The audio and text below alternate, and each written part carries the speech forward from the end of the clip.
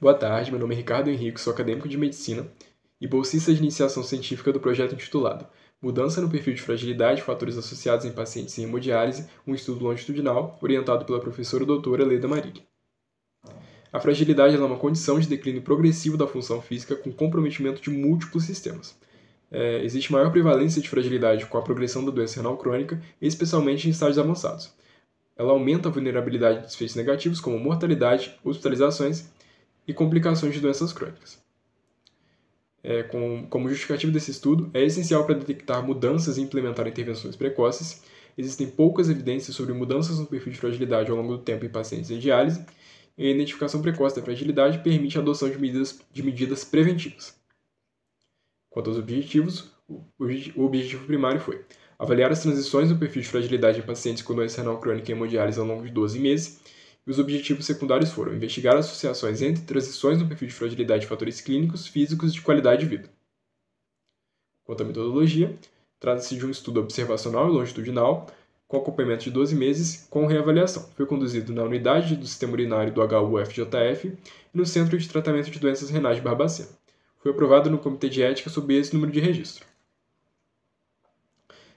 Os critérios de inclusão são esses listados, dentre eles idade superior ou igual a 18 anos. E os critérios de exclusão são esses também listados, como, por exemplo, déficit cognitivo demonstrado por 3 erros ou mais no teste de 6 itens.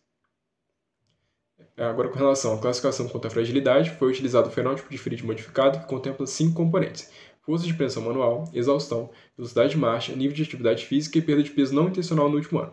O indivíduo foi classificado como frágil se contemplasse 3 ou mais desses itens, pré-frágil se contemplasse 1 ou 2 desses itens, e não frágil se não contemplasse nenhum desses itens.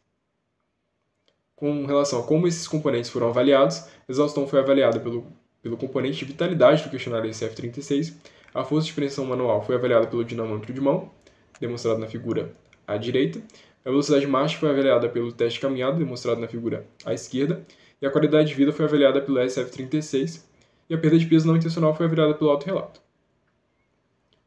Quanto à classificação, quanto à mudança no fenótipo de fragilidade, o indivíduo foi classificado como estável se não sofresse qualquer mudança no seu perfil, melhora se evoluísse, por exemplo, de pré-frágil para não frágil, e piora se evoluísse, por exemplo, de não frágil para frágil. Agora, com relação aos resultados, a tabela 1 ela traz características sociodemográficas e clínicas entre os grupos de mudança de perfil de fragilidade. A mediana de idade foi de 58,7 anos e a amostra foi composta majoritariamente por indivíduos do sexo masculino. Dentre as comorbidades, a mais prevalente foi a hipertensão. Seguindo ainda aqui na tabela 1, dentre as variáveis laboratoriais, não houve diferença significativa entre os grupos.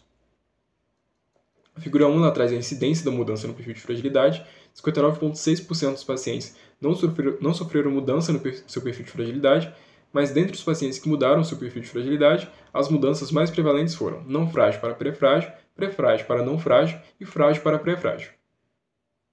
A tabela 2 ela traz o perfil de fragilidade, mudança no perfil de fragilidade dos pacientes no período de 12 meses.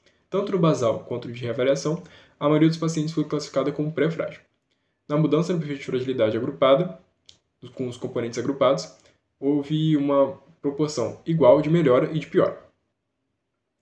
Na tabela 3, ela traz a mudança nos componentes do perfil de fragilidade dos pacientes ao longo de 12 meses.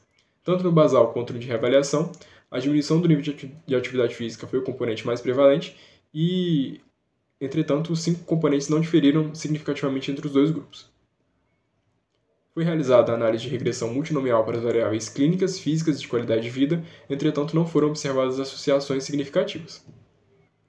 A tabela 4 ela traz a prevalência dos itens do fenótipo de fragilidade de acordo com a situação de mudança no perfil de fragilidade após 12 meses.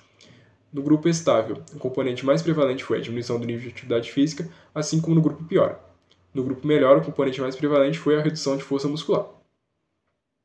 A tabela 5 ela traz um modelo de regressão multinomial para a situação de mudança no perfil de fragilidade como variável dependente, e a perda de peso aumentou a chance de piora em 12 vezes, com odds de 12,89, intervalo de confiança de 1,52 a 109,25 e um valor de P de 0,004.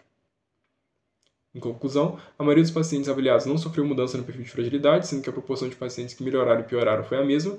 Nos pacientes que pioraram o perfil de fragilidade, os componentes mais prevalentes foram a redução do nível de atividade física, perda de peso não intencional e exaustão. Essas são as nossas referências, e um agradecimento especial para a Reitoria de Pós-Graduação e Pesquisa pelo fornecimento da bolsa.